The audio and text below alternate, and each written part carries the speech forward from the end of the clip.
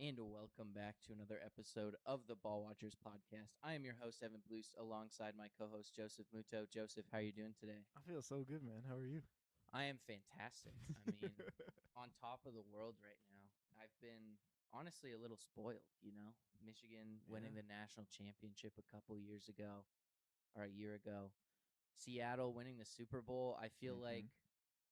Seattle's definitely my main team, my favorite team across Yeah. all sports. So I think this was really the big one. It's like OKC too. OKC winning the yeah, I've Wow. been I've been spoiled out of my mind here. Holy crap. I forgot about that. Yeah. My god. Yeah. But like I don't know, with Michigan and Oklahoma City, it's like those are my teams in that sport, but Mm-hmm. it doesn't mean the same. Like the NFL I think is the sport that I love the most. And I know that like college football is still football, but I pay the most attention by a mile to the NFL. So I feel like Yes. that's the one that really hit me in my feels, I think, the most, because like Michigan, you love it. You pick a team. I think you pick a team in every sport, but Yeah. then there's those teams that really mean the most. And I think that Seattle is that for me. It's like the only Mm-hmm. thing I think that would even come close at this point is like if the Flames won the Stanley Cup, but we know that's not going to happen anytime No. soon. So, I'm spoiled, I guess, at this point. But this is the one that really means the most. Yeah, that's incredible. Seattle was such a good, feel good story and a good team too. And like, Yeah, I don't know, I watched them with the Legion of Boom, and they were like cocky SOBs to me, and I didn't really like them. But this team, I loved them, man. They had such great camaraderie, and they won in such a almost ugly fashion, running and defensive style of football. But it's so good. The fundamentals of football are with Seattle and their world champs. yeah, and I mean that's a good place to start. I think is just like this team. I think even coming into the season, like they kept their head down. They were Mm-hmm. unsuspecting the entire way. I mean, we've talked about this a lot, but we really never saw it coming for Seattle for Mm-hmm. I mean a number of reasons, honestly. But this team really just gelled, and it was just this great mix of players. They have those personalities, but they never outshine the team, I thought. And that was kind of their slogan the whole season, the mob ties, what Yes. motivation over bullshit, I think is what it stands for. I could be wrong on that. I forget what the M is, but something like that. And I think that just really encompassed this team. And shout out to Michael Sean Dugar and the Seahawks Man to Man podcast. But they were talking about just like this team is, I think they said this, but the team is embodied by JSN.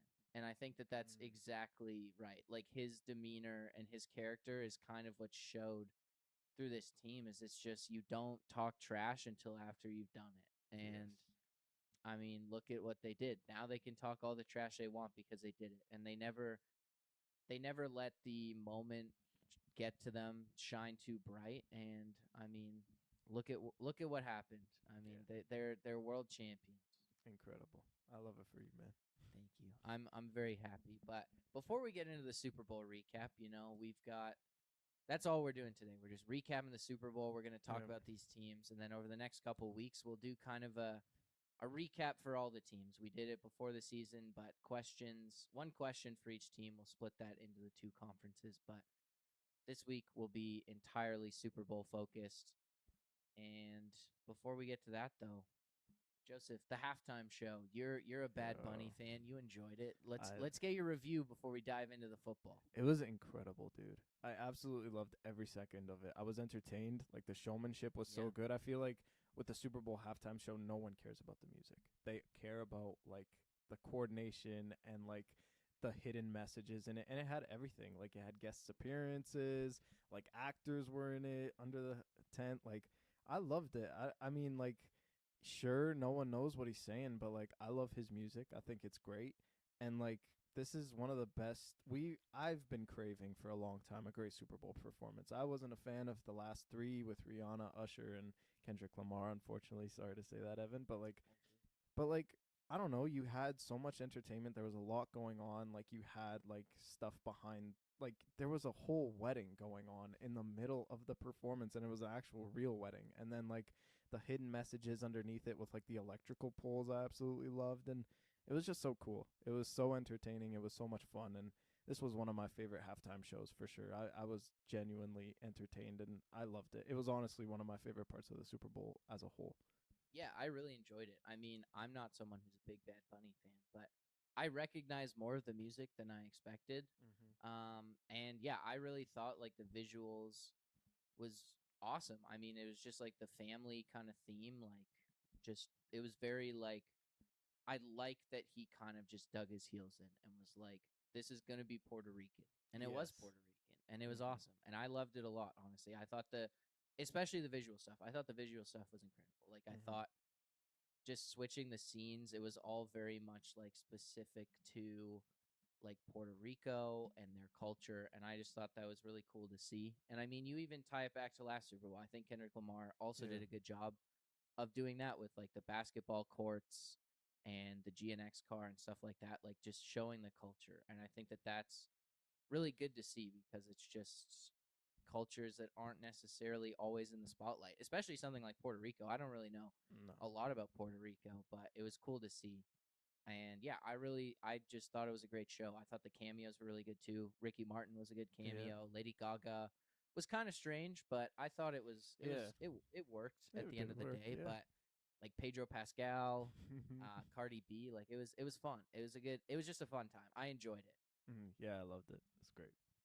All right, now let's get into the actual Super Bowl. We've reviewed the halftime show. I'm sure that lots of you are here for that, but we're gonna get into the recap of the football, the meat and potatoes. We're gonna kind of do it the same as we did last year. We're gonna talk about each side of the ball for both teams. We've got our top three players in the Mhm. game, and then Mhm. we have a few more questions. Questions about each of these teams. So let's kick it off here, Joseph. Starting Yeah. with the champions, the Seattle Seahawks. A dominant performance, 29-13's the final score here. And I mean, I think pretty much going into the fourth quarter, just before the fourth quarter, it's 19-0. Like Yeah. Seattle has complete control over this game. And the offense, I think, did what it needed to do in this game, is how I would describe it. I don't think they were the reason Seattle won this game, but at Mhm. the same time, they did their job, especially in the run game. We can start there with Kenneth Walker, who was fantastic on the ground in this game. And without Zach Yeah. Charbonnet, they asked him to do it all. I mean, he had 27 carries in this game.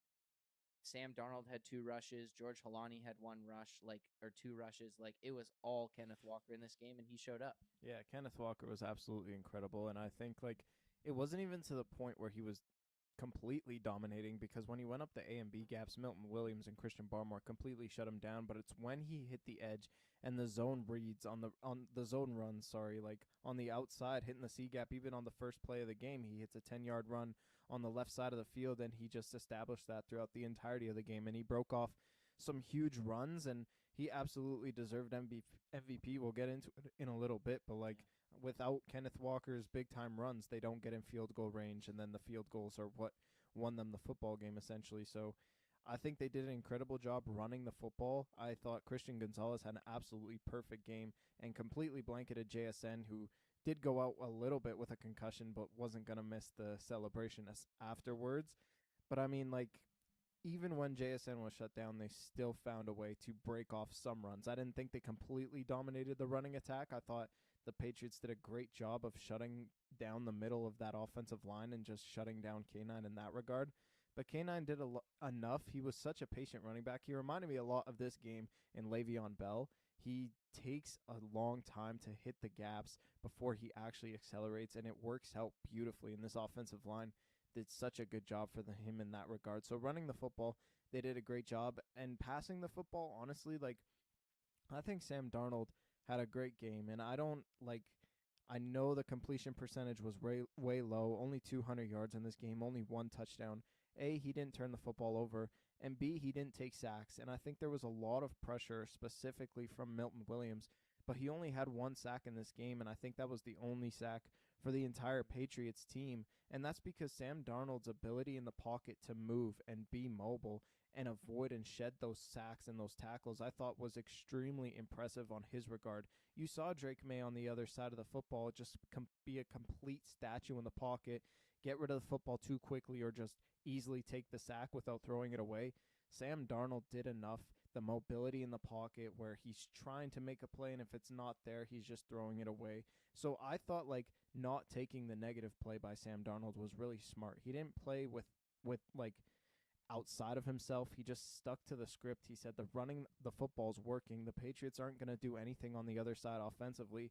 Why would I take a deep shot? Why would I throw it into double coverage? He did none of that idiotic stuff, and he played right into this football game. So he needs a lot more credit, I think, in my opinion, than people are giving him. And I thought he had an incredible game. So offensively, they did a great job passing the football, being very conservative, and then adhering to the running game, which worked so beautifully and got them into field goal range, which won them this football game.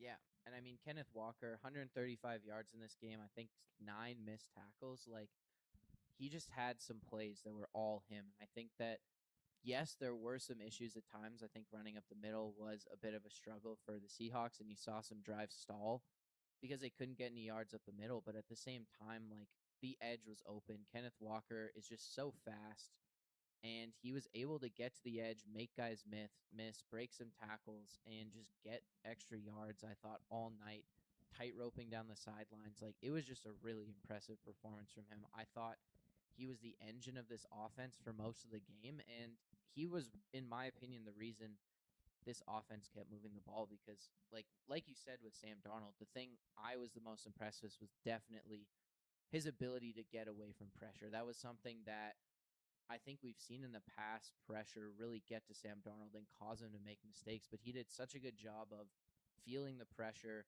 getting out of the way of pressure, and either just throwing the ball away, trying to make something happen downfield, or even picking up some yards with his legs a couple times. But I was just really impressed that he didn't take negative plays. And I think that my issue, like, I thought he played okay in this game. I thought he did exactly what he needed to do, and I don't think Seattle asked him a lot to do in this game, or to do a lot in this game. So I don't think he played like incredible, but at the same time, he did exactly what he needed to do. I think this is exactly the same as the Niners game a couple weeks ago, where again the Seahawks get up early. They don't need him to do a bunch. They lean on the defense, and it was just don't make mistakes, and that's exactly what this game was.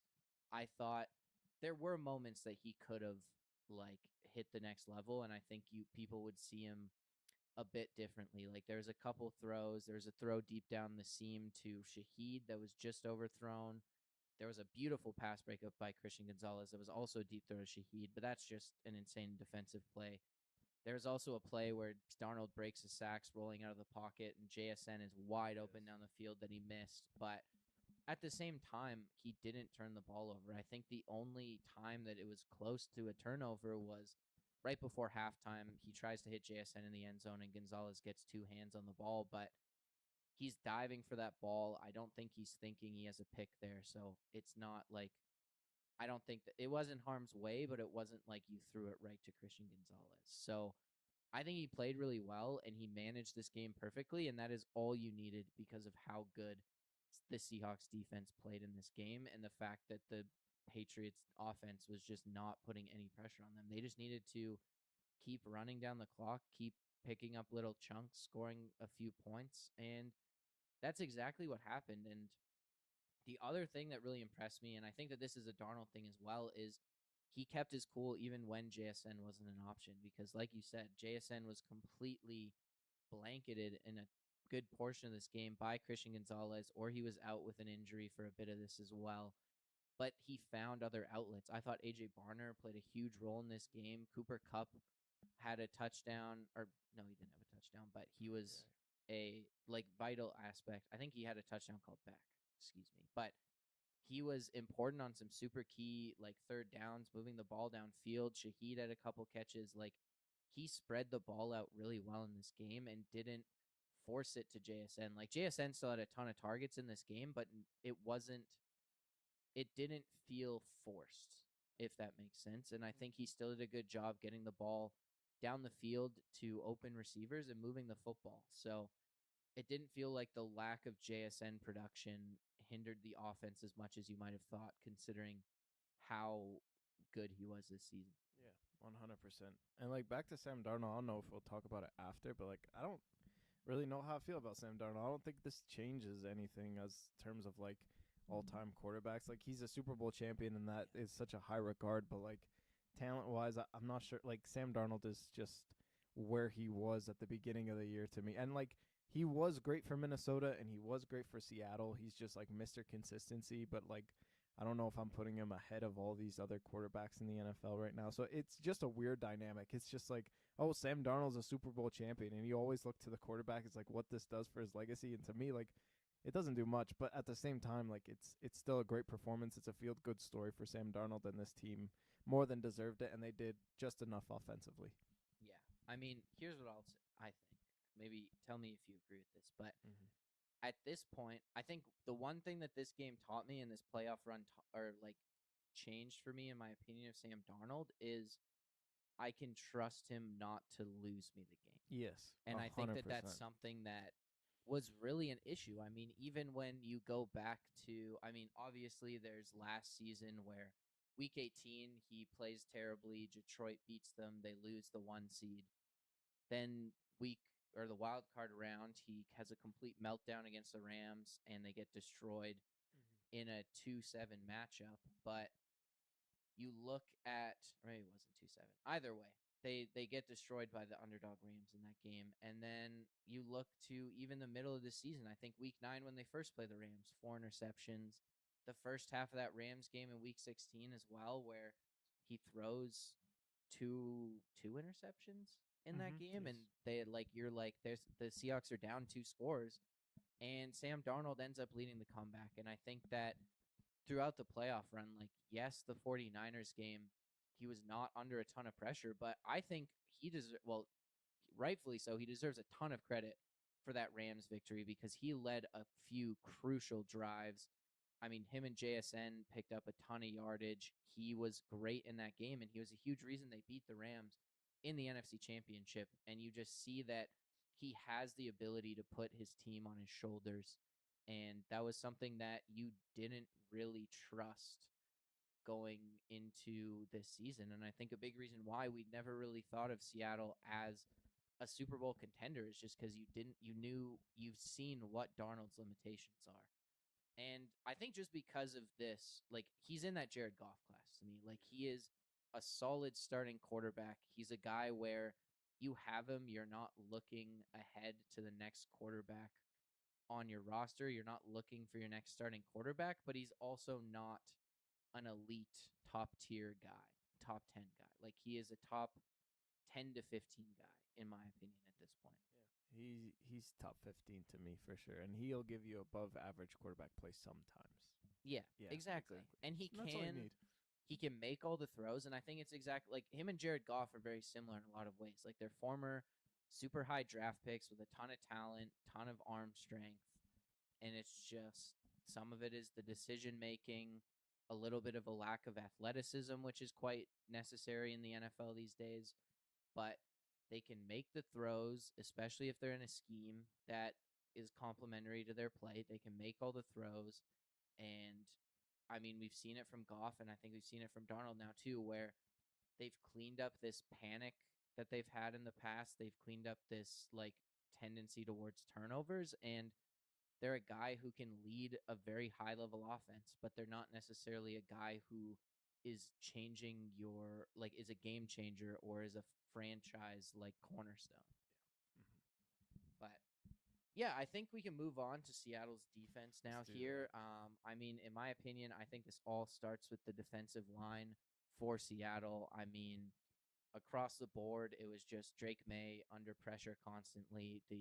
I think as a team, the Patriots had 79 rushing yards total. Like, they just couldn't do anything in this game, and it started up front. I mean, the run defense put so much pressure on the passing game, and then Seattle was able to get the pressure pretty consistently on Drake May, and they converted that into 6 sacks. Yeah, I want to give a ton of credit to Mike Macdonald, actually. I think he did an incredible job of blitzing at the most opportune times, especially on third down. I feel like, Drake May, they were kind of shutting him down on first and second down. They were to me, the Patriots were doing an okay job of running the ball on first down. They just abandoned it so much, and then it came to like 3rd and 5 or even like 3rd and 9, and they're blitzing the house. And honestly, like, they were getting pressure with 4 or 6 either way. And I just thought Devin Witherspoon, man, what an incredible guy. Like, he was all over the football field. And, like, not only were the blitzes perfect, he disguised the blitzes so well. Like, how are you on the outside corner,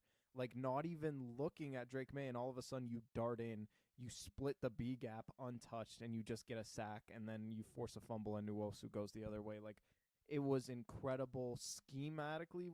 Like, blitzing on third down, it was such a great recipe for success. And then also, like, Devin Witherspoon having the wits as a corner to understand when to blitz and when to disguise it. I thought it was absolutely beautiful. So Drake May had literally nowhere to go with the football because he was under a ton of duress. It did not matter 4 guys or 6 guys, because we say, like, all the time on this show, if you can get pressure with 4 and drop back 7, it's a recipe for success. But at a certain point, like, that offensive line, it's 5-on-4. They're going to give their quarterback sometime. You have to be unpredictable. And I thought Mike Macdonald did a great job of that, of trusting his defensive line, but in certain high-key situations where the Patriots were almost on the other side of the football field, he blitzed, and it was a perfect opportunity. So I thought he called the perfect game, and Drake May had literally zero time for his receivers to go upfield and take those deep shots until it was the fourth quarter, where the Seahawks just didn't even care, and they dropped back 8. So I thought it was a great design play by Mike Macdonald. He deserves a ton of credit. And Devin Witherspoon specifically, he created those turnovers, those 2 fumbles are basically on him, because on that first fumble Drake May has, he's also blitzing on that play. So I just love it from that standpoint. A great, talented football team, but also schematically, I thought it was the perfect recipe for success. And Drake May didn't know where to go because he was getting a different look thrown at him every single play. Yeah, and I think that first sack set the tone. I mean, I was watching that play, and I thought Drake May was going to get away. Like, Derek Hall, he's running out to the side, and I was like, oh, no, Drake May. And then Drake May's going to get some yards here. Like, they're going to keep this drive alive. And Derek Hall just wraps him up at the ankles and takes him down. And I thought that really set the tone. The defense, I think it gave them confidence across that defensive line to go, like, okay, we can get this guy. We can get this guy on the ground. He's not going to be able to run away from us. He's not going to be able to scramble. And for the most part, he wasn't. There was a couple plays where he did, but for the most part, I mean, he led his team in rushing. So there's something to that. But, like, they just scrambled Drake May completely. There was nowhere to go with the football. He had so little time in the pocket, and he was forced to escape from the pocket, try to make throws on the run, or climb the pocket and look for the check down. And a lot of the times he did find the check down, to his credit, but Seattle also, for the most part, did a really good job tackling. There was a lot of times where Drake May ended up throwing that under route. You get it to 3rd and 4, and they just couldn't convert, and they turned the ball over. I thought Seattle's run defense in the short yardage was also huge. There's a couple, like, 3rd and 1, 3rd and 2s where they just completely stuffed the run game for the Patriots, and it just puts you in such a tough spot. And yeah, I don't know. I was really impressed with that defensive line specifically, and I totally agree. I think the defensive play calling in this game from Mike Macdonald was incredible. I mean, he blitzed just in general, like, not even just the DB blitzes like you were talking about, but just in general, he blitzed a ton in this game, and we don't really see that from the Seahawks very much. But he was sending Drake Thomas on blitzes, like you said, Devin Witherspoon, safeties, even Worry blitzed a few times. Like, he was just sending pressure from all over the place. Drake May didn't know where it was coming from, and it worked. There was only 2 plays I can think of when they blitzed, and it really ended up being a big play for the Patriots. There's one blitz where Drake May, the pocket just completely opens up and he runs for like 16 yards on a blitz. And then there was one where they blitzed and Drake May just immediately dumps it off to Ramondre Stevenson and he gets a first down. But even those plays were limited to like under 20 yards of like gain. So it just was a perfect game plan. And I think that Mike Macdonald just trusted the guys in the secondary to do their job, and they all did. Like, there was just not really anyone open, even the big plays that the Patriots had. The first throw that Matt Collins caught on that one Patriots touchdown drive was just the most incredible throw. There's literally 4 Seahawks around Matt Collins. Like, that is just an incredible throw. And then the touchdown, Tariq Woolen is all over Matt Collins, and he just makes a really good play on the football, and Tariq Woolen didn't get his head around. So like they were doing their jobs. They were blanketing receivers. They laid out some nasty hits in this game too. I thought Kobe Bryant was playing with just like he did not care about his body at all in this game. He was throwing it around. And I mean that one hit on Hunter Henry, and I think it was in the first quarter, like reminded me of I think it was in the Super Bowl that hit Earl Thomas lays on Gronk, where he just like completely I think he forced a fumble on that play, but it just reminded me of that where the safety just comes downhill and lays an absolute just whopper into the tight end. And I mean, I think that was an incomplete pass, but still just the whole defense played well. I think the secondary really stepped up and did their job in this game too, because other than underneath like receptions on like drag routes and stuff, there was not really anything open in this game. Yeah, exactly. And like they dominated the whole game. Like they let their gas off in the let their foot off the gas in the fourth quarter, and that's why the Patriots were able to score some points. But like it was well done. Like they needed a serious comeback to even attempt to make it a close game. And I just thought that Seattle, like I think they only had like the Patriots one first down in the whole third quarter, and that was incredible. I think they had more punts than first downs until like 5 minutes left to go in the fourth quarter, which is absolutely crazy. So a true testament to them, and they completely dominated. Yeah, and even that Ramondre Stevenson touchdown, like that was almost an incompletion. Mm-hmm. Like that they forced enough pressure on Drake May that he made a bad throw, and Stevenson made a really nice catch, especially for running back, and got it off the ground there basically. But like, yeah, it was just a very impressive performance, and it was just start to finish. I mean, 9-0 going into halftime. I think it was 19-0 with 2 minutes left in the third quarter, and then it's at that point it's just like they could bend but don't break, and that's exactly what Seattle did. All right, and I mean, not to mention the fact that they got a defensive touchdown. We barely even talked on that, touch on that, but I mean, even like the Patriots were coming back, they score the touchdown, and then the next drive after that Patriots touchdown Seahawks pick six. So, like, I mean, they did everything in this game. They stopped the momentum, and they made life absolutely miserable for the Patriots. And before we move on, I do just want to talk about special teams here because we did talk a lot about special teams in that preview and how important it was. And I thought that, I mean, you made a great point about the field position game, and that's exactly what happened because the Patriots early in this game had Seattle in some really tough, like really long fields, 90, 95-yard like fields there. And Seattle, I mean, that was a big reason why it was only 9-0 at halftime, in my opinion. Yeah. Seattle capitalized on some turnovers, but I also thought Michael Dixon had a few plays that flipped the field in this game, and Jason Myers just being absolutely nails from the like as a field goal kicker, like just completely just put this game out of reach for the Patriots. Yeah, Michael Dixon deserves a huge ton of credit because, like you said, they were like at their own 15, and then it's like a 60-yard boot, and it doesn't even matter at that point. Like the Patriots, I don't think they were on Seattle's 40 for the majority of this game, so they were completely on their side of the field the entire time, and that's a huge testament to the punter. Exactly. And then, I mean, none of Jason Myers' field goals were particularly long, but he hit all of them, and he was just consistent. And we've seen that from him in some games this year. Like, I think it was the Colts game and the first Rams game. No touchdowns were scored, and it was all Jason Myers. And he broke the record for most points scored in an NFL season, which is insane. It's also insane that LaDainian Tomlinson is number 2. I feel like that list has to be all kickers except LT. So, like, shout out LT, but also great season by Jason Myers there. And I really was like, there was genuinely a point in this game where I was saying like he had a chance to be Super Bowl MVP. Like, honestly, if Kenneth Walker had come out in the second half and just done like nothing, or if the Seahawks weren't able to run the ball, but like, I mean, Jason Myers could have easily been Super Bowl MVP. Same with Michael Dixon, like 2 really field flipping punts, one down at like the 4-yard line, one at like the what was it, the like I think it was the 10. Like it was just like those flipped the field. Those were super crucial plays on special teams, and maybe not the kind that show up in the highlights or the box score the way that like a fumble does or something like that, or a blocked kick, but still crucial. Let's move on to the Patriots now. A disaster, you could say, for this team for the most part, especially offensively. I actually thought their defense played quite well, but we'll start with the offense here. Drake May has been a bit of a turnover machine this entire playoffs, and he's played some great defenses, and he played another great defense in the Super Bowl, and he just couldn't overcome the pressure.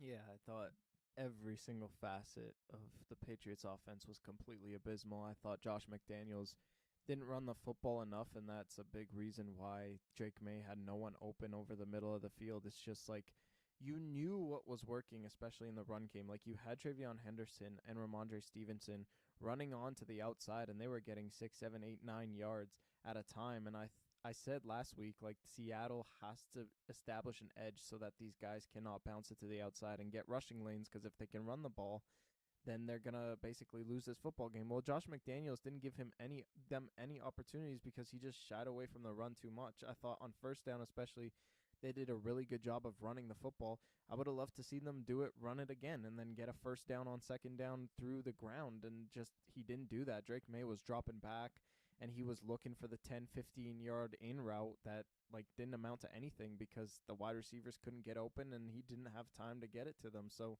I just thought like abandoning the run was extremely, questionable for me. If you're Josh McDaniels, you need to run the football more. And I know you weren't a run heavy team, but at the same time, like it was working to a certain extent. So using that a little bit more. I thought the offensive line was absolutely terrible. I don't know what the hell is up with Will Campbell. Like his stance, even Jared Wilson, like both of them were just like, do they not teach you that low man wins, bro? Like he was completely standing straight up, and Byron Murphy and Leonard Williams were just bull rushing them to the ground, basically, and getting to Drake May. It was just that side of the line was absolutely abysmal, and I understand that they're rookies, but especially Will Campbell being the 4th overall pick, you cannot, have these defensive ends lick their chops and say, I want the left side because I'm going to eat on Will Campbell. It's just like you're the cornerstone of that offensive line. You have to show it. So he didn't in this game, and he hasn't basically all year. I thought the wide receivers did a terrible job of getting open, and I thought Drake May had a horrible game. Like, he did not know what to do in the pocket. And yes, I understand that Mike Macdonald is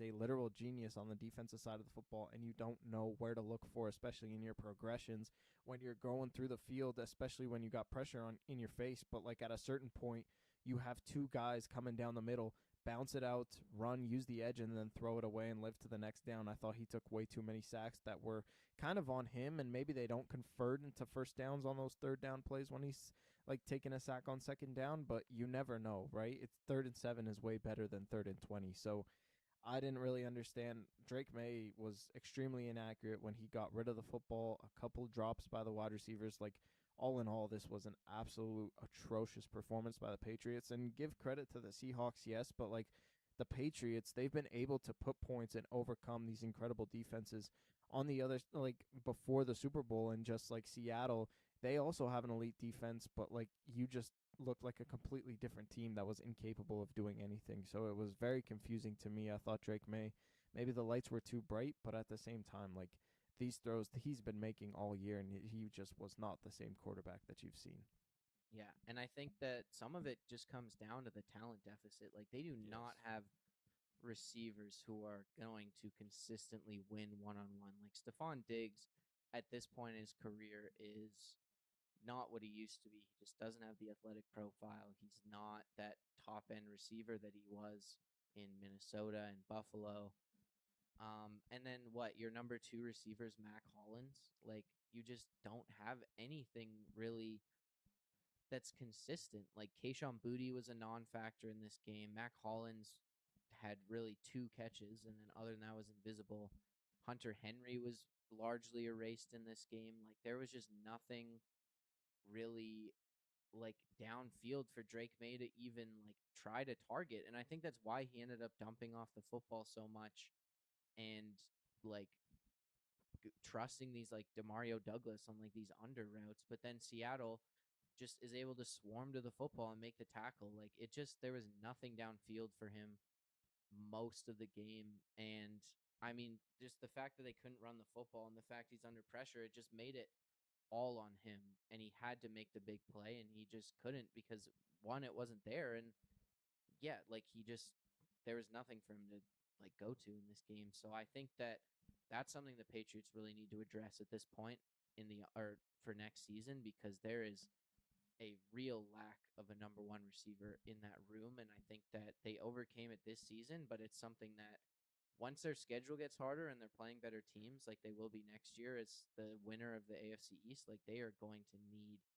some talent upgrades at those receiver positions. And yeah, I think there's some things that were kind of flaws the entire way that finally bit them in the ass. Like I think the not inability to run the football was something that was there for a lot of the season. I mean, they really struggled to be efficient on the ground, and Drake May playing at an MVP level made up for a lot of that deficit. But there was a point that just came to a like pivotal moment where the run game wasn't there, and Seattle was able to get after Drake May and make him make mistakes. And I think that that was the big thing is Sam Darnold was under pressure, but he didn't make mistakes, and Drake May was under pressure and he did make mistakes.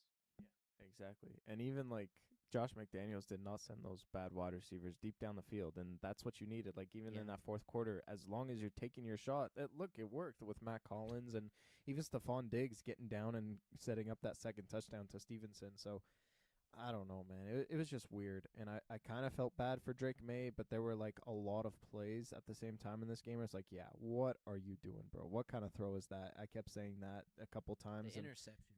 Yeah, the interception was absolutely atrocious. So he does like, yes, there's not enough talent around him, but also like you have to step up, and you've stepped up all year, and it was shocking that you didn't. So it was just a weird dynamic. I thought he was going to give you a better performance, and he gave you a good performance the last 8 minutes, but at that point it doesn't really care, and the defense isn't playing for anything. So yeah, I wanted to see a better performance from May for sure. Yeah, it was a bit surprising. I think the offense in general just was shut down even more than you expected. And like, yes, Seattle's a great defense, but we've seen them be overcome before. I mean, the Rams have done it, but yeah, the Patriots just in no way could. And I think that, I mean, the offensive line as well was a big part of that. But going forward, I mean, you have to just be able to overcome it in those situations. If you're going to be a Super Bowl team and a like contender going forward, you have to be able to overcome this like these tough defenses and offenses because you're going to go against them. Like you have to be better or at least still be able to play your style of football, and they just were not able to at all. And I mean, that offensive line was terrible. It was impressive. Like they like no one talked about Anthony Bradford because of how bad the rest of that like the Patriots offensive line was because I mean Anthony Bradford in this game, man. Good lord. Yeah, he was pretty brutal. They're like he's been terrible all season. I mean, the fact that like Seattle, like watching him play, like watching the plays that he makes, and then the fact that Seattle won the Super Bowl with that guy as their right tackle is genuinely impressive in a lot of ways because like he literally just half the time isn't blocking anyone. He just kind of stands there. Like it's amazing.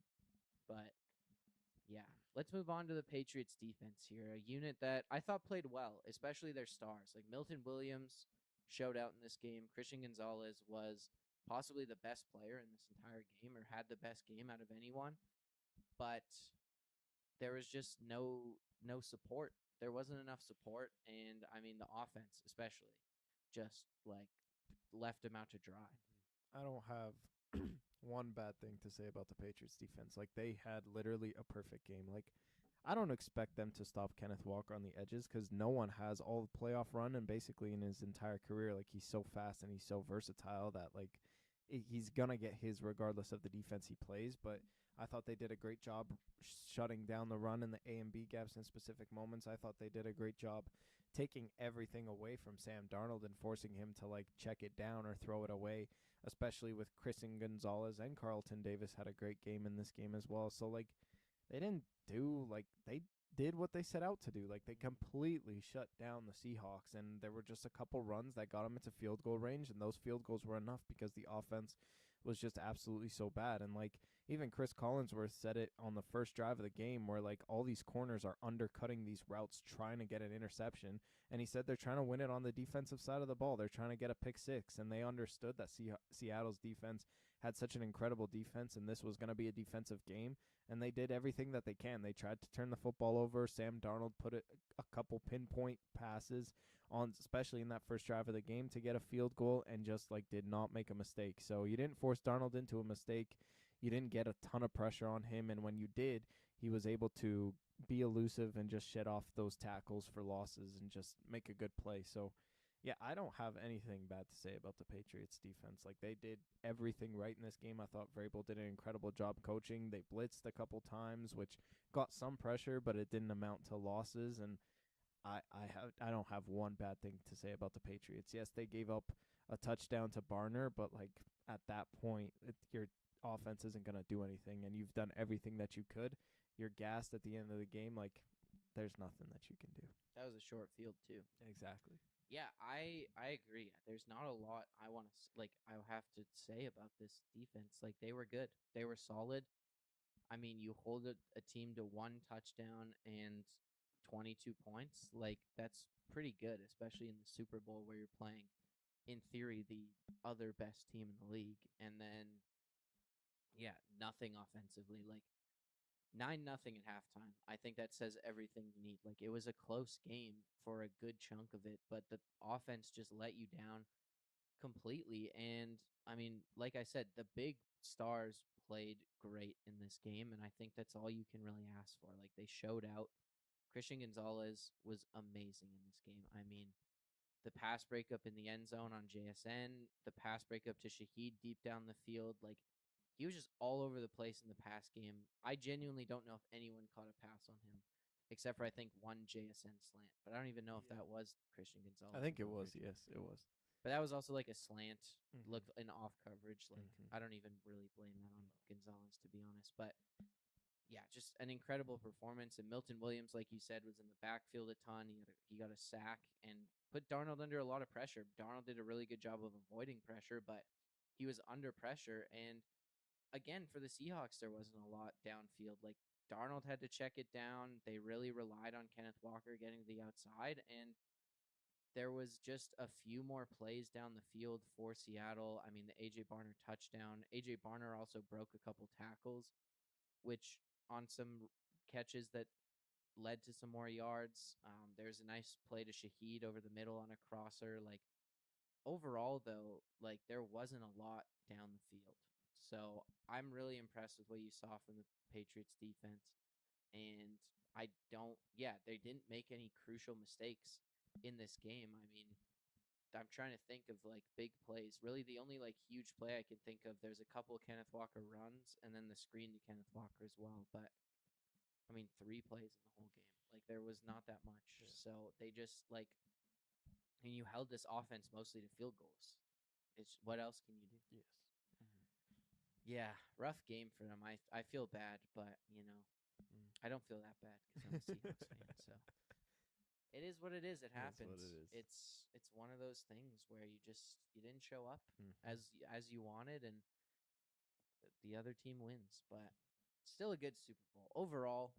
I was very happy with it. I thought it was an enjoyable game. Maybe not the most exciting game, but at the same time, there was very interesting aspects. It was just it was a good coaching game and That's true. defensive game. I like coaching. To me, it was boring, but that's okay. Like, I think the worst Super Bowl I've watched was Patriots Rams, and then honestly, it might be this game after that. Yeah, but I thought Bucks Chiefs was pretty bad too. That was a bad one. Yeah, you're right. But at least the Bucks were like dominating, and they put up points. And even like Seattle, Denver, like Seattle wiped their ass, but at least they Chiefs, made Eagles it entertaining last year too. But the Eagles scored a decent amount, even though it was pretty lopsided for the most part.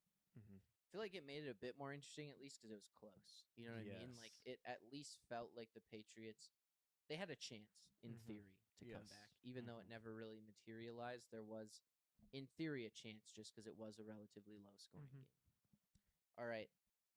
Top 3 players, Joseph. Give me your top player in the Super Bowl. My top player was Sam Darnold, and I know that sounds absolutely crazy because he basically didn't do anything. But you know what? That's why he's getting the top spot, because he didn't make a mistake, and I think that was huge, because had Sam Darnold turned the football over like Drake May did, or like made this offense completely discombobulated, at least Sam Darnold had some key throws. And that means that like you're not turning the football over and you're not giving it the ball to the Patriots on your side of the field, so they at least can kick field goals, and the field goals that you kicked won you the football game. So that's why Sam Darnold to me is the most important player. Like, I thought he did an incredible job of getting rid of pressure, elusive. He was a elusive quarterback in the pocket, and I just thought that his mobility and his dropbacks were just unpredictable, and that's what made him so tough to tackle for Milton Williams and the crew. So I thought Sam Darnold had a great game. He didn't try and play out of himself, and that's why he's the number one spot. I like it. I mean, I was impressed. He, especially avoiding pressure, that was something that I don't really think of when I think of Sam Darnold, and he was great at that the entire game. For me, number one, Kenneth Walker. I mean, Super Bowl MVP. And just, I really think that he was the key to the Seahawks offense because they were running the ball so well. I think it, one, took a lot of pressure off Sam Darnold, but also allowed there to be a lot of more open guys downfield, a lot more one-on-ones because Patriots had to start bringing guys in the box, had to start bringing blitzes, bringing pressure to try to counteract the run game. And Kenneth Walker slowed down a bit in the second half, but they'd established the run enough in the first half. The Patriots had to make those adjustments to respect the run game, and he didn't get a touchdown, but he had so many crucial plays. I mean, those just making people miss, getting extra yards. The screenplay in the passing game, I thought, was at a huge moment just to get a first down, get 20 yards on that play. Like, I just thought he made every single play the Seahawks needed him to in this game and was just the best player on the Seahawks offense when they needed him to be. Yeah, he was incredible. I loved him. Yeah. All right, number two for you, Joseph. I'm going Byron Murphy the second. I thought he was incredible in this game, and like he went up against Garrett Bradbury, and we talked about how bad the offensive line is on the left side. But I really respect Garrett Bradbury as a center, and he just completely wiped the floor with him. Byron Murphy did. He was eating up so many double teams, which did two things. One, it gave you one-on-one coverage with a guy like Will Campbell, with DeMarcus Lawrence or Uchenna Nwosu, who completely got so much pressure. And two, when he is eating up those double teams, the guys can't see Devin Witherspoon or Drake Thomas going into the blitzing, and just they're completely untouched because Byron Murphy is taking up two guys with his big body, and he got a sack in this game as well. So I thought Byron Murphy he was an unsung 2 sacks, yeah. So he was an unsung hero in this game, and I thought that he deserves some flowers. So I want to give him my number 2 spot. I've got Devin Witherspoon here. I mean, this guy was just all over the place, and we talked about him a lot.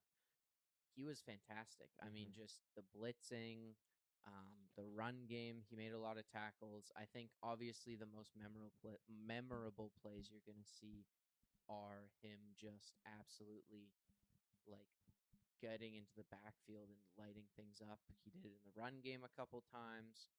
But I think the other thing is like I like Christian Gonzalez, I don't know if anyone caught a pass on him in this game. Like he was fantastic in the pass game as well. And I think like Tariq Woolen got a ball thrown over his head for a touchdown.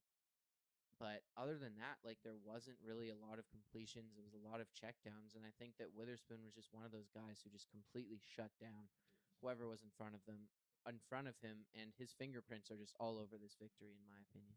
Witherspoon needs a lot more credit to me. He doesn't get his flowers. Like you always talk about the Surtains and the Gonzaleses and the Sauce Gardners, but like Witherspoon, just because he's a nickel and he's blitzing a lot of the time, like people don't think of him as a shutdown corner and one of the best in the league. He's a top 3 corner to me. I love Witherspoon's game, and I think he's absolutely incredible. But he played outside a lot this year too. Yeah, just exactly. Because Eamon Worry was a lot of the time that nickel player instead of him, and I think part of it is he just doesn't. He's like a Sauce Gardner type, I think, where it's just like he doesn't get a lot of turnovers and things like that, but he's just so like locked down in a lot of ways. He's also a fantastic run defender. He's a great tackler, but he just a lot of the time shuts down a side of the field and doesn't get thrown to, and it makes it that much hard. I mean, you don't get turnovers and stuff or even necessarily like stats at that point, but you're shutting down a whole side of the field, and it felt like that's what happened in this game. Who's your last guy here? I got Milton Williams. I want to show the Patriots some love. I just thought he was absolute game wrecker, specifically on the inside. But, I mean, Sam Darnold was just able to evade his pressure, and that's why he didn't have, like, an absolute crazy game. If that weren't the case and Sam Darnold was taking these sacks, Milton Williams would have had a career game to me, and he was just all over the place, and he was absolutely unbelievable. He's had an incredible season. He really heated up in the second half of the season, and just, like, he's one of the premier defensive tackles in the league. I didn't really know him in Philadelphia because you have Jalen Carter and Jordan Davis taking up the majority of the snaps. But now that he was the number one alongside Christian Barmore, he's made a name for himself. He's an absolute game wrecker. He's one of the best in the league, and he really had a great performance in this game. Yeah, it's just awesome to see him kind of get the recognition and really just get a chance to prove himself in this league because, like you said, behind Carter and Davis in Philadelphia and then comes here, gets a massive contract in the offseason and has 100% lived up to it and has played his best at the right moments. So a great game from him. I mean, I thought he was all over the place along that defensive line in this game. For me, my third is Christian Gonzalez. Another shout out to the Patriots here. I know you can't put him higher because they lost, but another super impactful performance. I mean, I talked a lot about his plays already. The breakup on that Shaheed, what should have been a Shaheed catch, was just ridiculous. I mean, he is leaping through the air. He's just so massive. His arms are so long. The fact that he even was able to get a hand on that is insane. He was just another shutdown guy. He played really well in the run game, and it's just another guy where he just played fantastic in this game, but it did not matter at the end of the day, unfortunately. If it wasn't for him, this game would have been over by the second quarter. Like the Shaheed breakup, even JSN before the first half ended, like in the end zone, he broke up that pass too. It was incredible. And a shout out to Derek Hall as well. I mean, 2 sacks for him. Mm-hmm. Bullied Will Campbell for a good chunk of the night. Yeah, he was great in this game as well. Okay, we're gonna end the podcast with some questions. Starting with the Seahawks, we have a couple questions for the Seahawks. First being, how sustainable is their roster construction at this moment? I think it's going to be tough just because they have a lot of guys on rookie contracts, and so you have to pay a lot of guys. But at the same time, the fact that they have Sam Darnold on their side with $33 million a year is really beneficial because you have guys like the quarterback market is getting too obscure for me. It's getting too ridiculous, like making $60 million a year at the quarterback position. You're paying less than that with Sam Darnold, so you have the resources to allocate with some money. And so this reminds me a team a lot like the Philadelphia Eagles, where yes, you have contracts coming up, but can this draft cycle, can you, I don't want to say replace it, but have the necessary backup plans for if those guys walk, like Tariq Woolen is a free agent in the offseason. Maybe he walks. Do you draft a corner with that first-round pick? It's stuff like that. So I think that they can do a great job with the Sam Darnold contract to pay these cornerstone guys like JSN, who's in a contract year. They're probably going to extend him this offseason. Kenneth Walker is also a guy they might want to extend as well. So it's those guys, Devin Witherspoon. So you have the funds, so you get those cornerstone guys, but like the other guys, like a Byron Murphy, do you need 2 defensive tackles when his contract comes up? Stuff like that. Do you draft and just recycle the process? So it's going to be up to John Schneider to really hit on these draft picks and just have those backup plans for those guys that make a huge impact but aren't necessarily your elite cornerstones that you must have on your roster. Yeah, it's going to be tough. I mean, I think Byron Murphy's critical. I don't think that's a guy you can get rid of.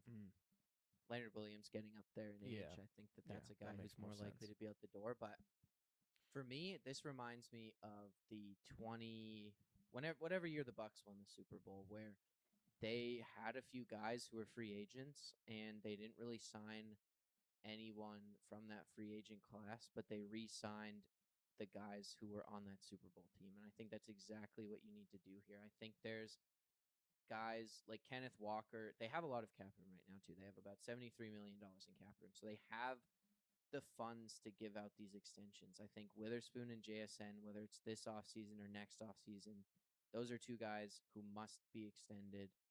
You have Kenneth Walker, I think, is a guy you bring back. We'll talk about that in a second, but I think you bring him back. But then there's a guy like Tariq Woolen where he's good, but is he a cornerstone of this defense? In my opinion, no. I think that he is too hot and cold. He's not consistent, and he doesn't have the mentality that I think the other cornerbacks have. He's not a fierce downhill player.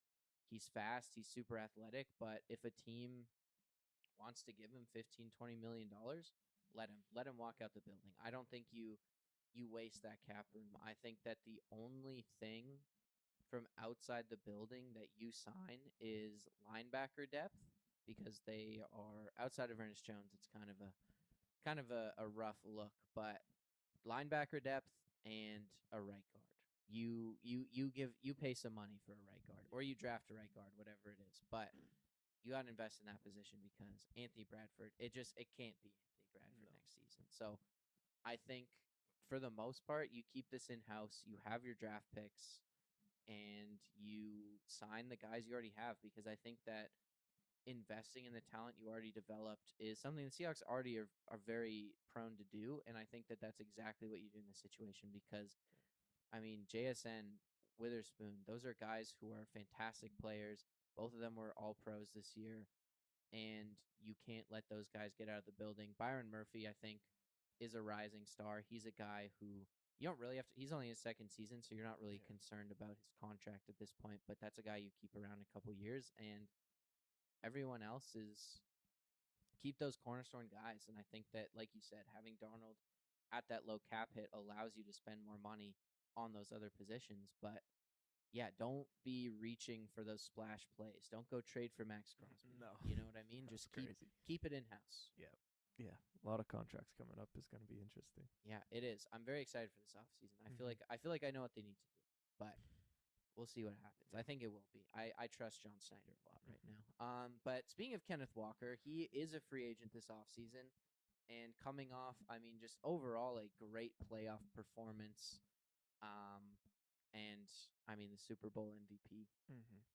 Seattle, I think, almost has to re-sign him. There's no way you can let him walk out the door after that. And That'd be crazy. how yeah. important is he to this organization going forward? To me, like, he's huge, and this is why I haven't been like the biggest fan of Charbonnet, is just because he takes touches away from Kenneth Walker. And all regular season, I thought he just was not getting the ball enough because Charbonnet was getting it too much in the red zone.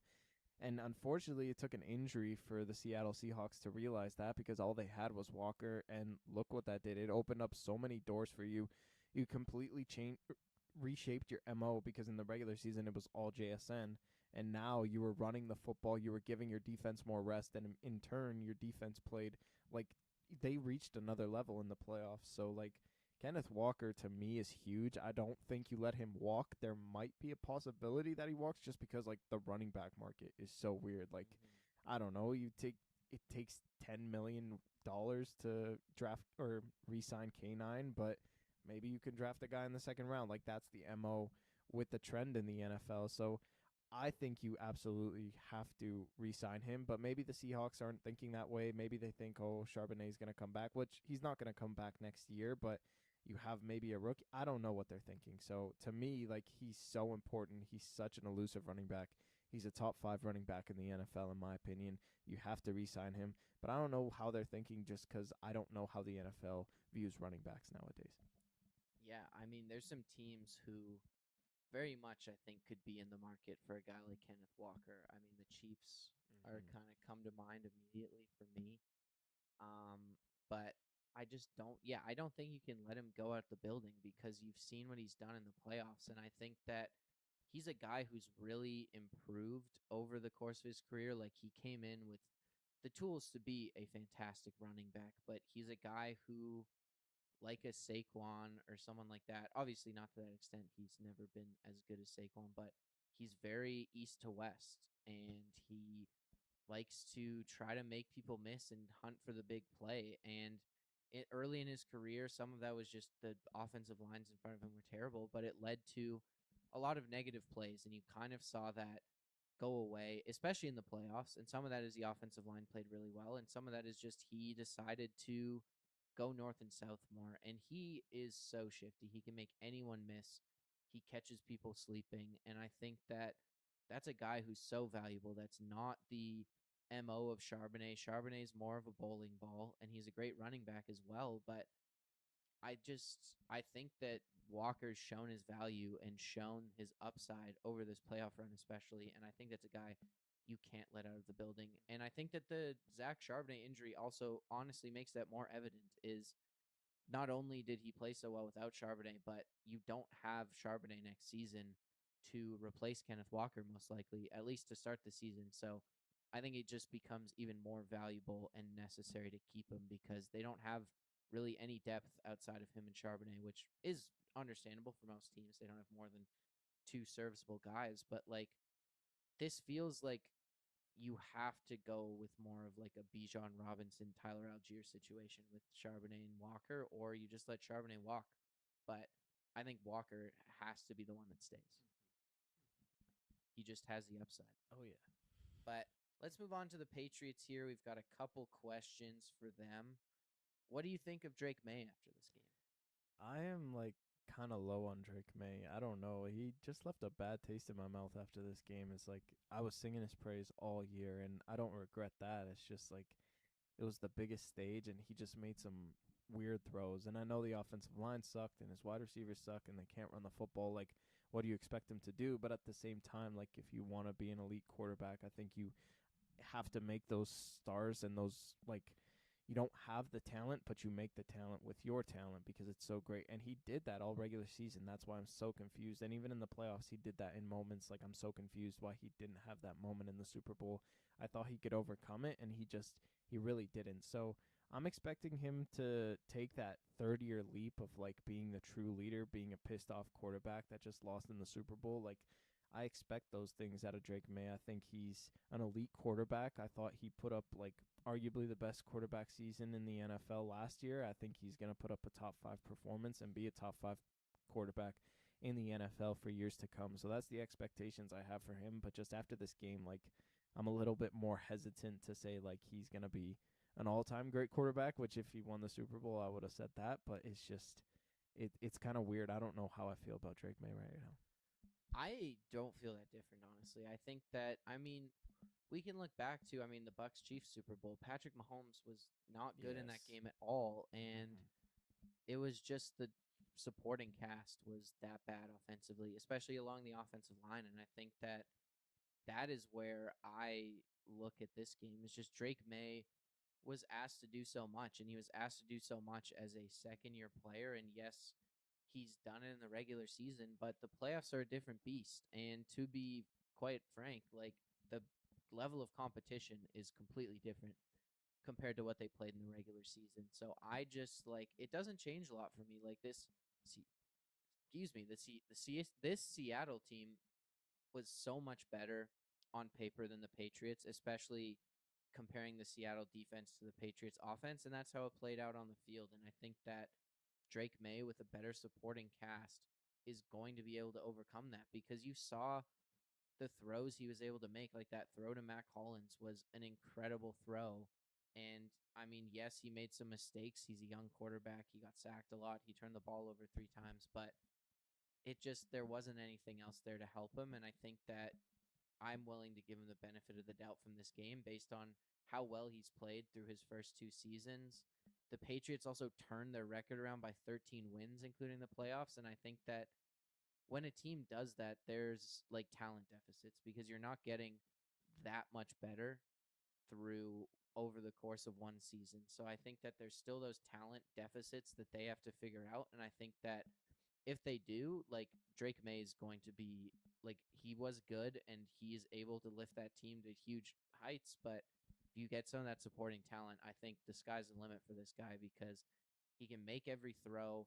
He's smart with the football. He doesn't make very many stupid decisions, and he has the escapability to like make teams worry about his legs as well. Like I think he truly is the full package. So I still really believe in him. I think he'll be like pushing in that top 5 conversation pretty soon. Maybe I could see a bit of a slump next season just because of how well he played this year, but like he has cemented himself as a franchise quarterback, as a top 10 quarterback pretty easily for me. Yeah, for sure.